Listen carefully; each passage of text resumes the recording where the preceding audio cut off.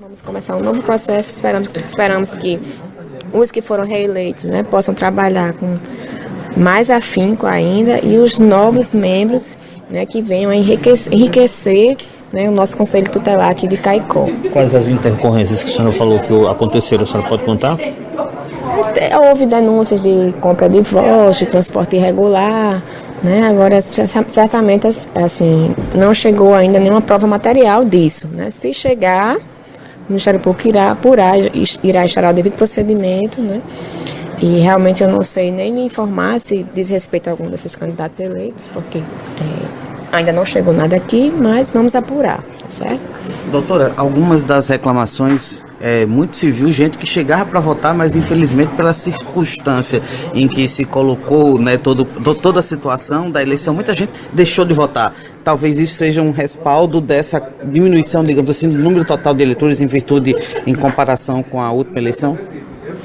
Assim, infelizmente nós dependemos do apoio da Justiça Eleitoral, que tem uma série de argumentos, questões financeiras, etc. Eles não disponibilizam, né, um número grande de urnas, acaba que tem que concentrar várias sessões no mesmo local, então houve filas, houve muita reclamação de gente que furando fila, não respeita a prioridade, assim, a gente teve que intervir vários momentos para tentar organizar, né, e fica a reflexão para ver se na próxima a gente consegue junto à Justiça Eleitoral, né, um maior apoio, né, que realmente não foi culpa, digamos assim, da comissão, é porque foi o que foi disponibilizado, né, foram poucas urnas, infelizmente, para a população de Caicó, que são, né, cerca de 70 mil habitantes, e um reduzido número de locais de votação, e isso acabou, acho que, dificultando. Teve gente que desistiu, né, porque não quis realmente, já vai votar de forma voluntária, né, ainda ficar muito tempo numa fila, infelizmente muita gente acabou desistindo.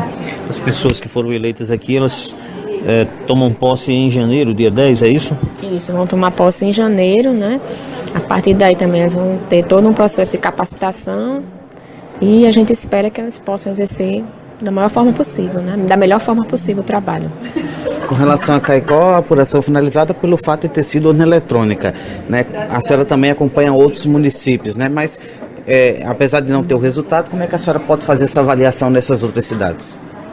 Nas outras cidades tudo correu bem, né? Também teve muito tumulto com relação a filas e o agravante é que a Justiça Eleitoral só disponibilizou urnas eletrônicas para municípios maiores, né? Então, por exemplo, Serra Negra, Timbaúba e São Fernando foi o velho voto na lona, na cédula, né? Então, para vocês terem ideia, São Fernando começou a apuração antes de Caicó e ainda estava na primeira urna.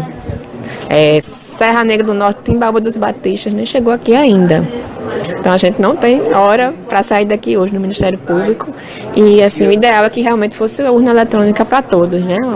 É muito difícil apurar na cédula manual, né? É muito complicado, demora muito. Uma das questões também é, por exemplo, a diferença, muita gente questiona, por exemplo, que em alguns municípios se pode votar em mais de um candidato, em Caicó é apenas em um. Na sua avaliação, isso é positivo, é negativo? Né, que a senhora tem de opinião com relação a isso? Realmente deveria ser de uma forma mais uniforme, né, para todos os municípios. Cai um fator que facilita a apuração justamente para você votar só em um mesmo, né? Mas aqui em São Fernando, por exemplo, você pode votar até em 5. Né? Então isso e já Timbaúba, Serra Negra é outra regra, né? Então isso acaba dificultando o processo, tornando mais demorado. Se tivéssemos uma legislação mais uniforme, facilitaria o processo.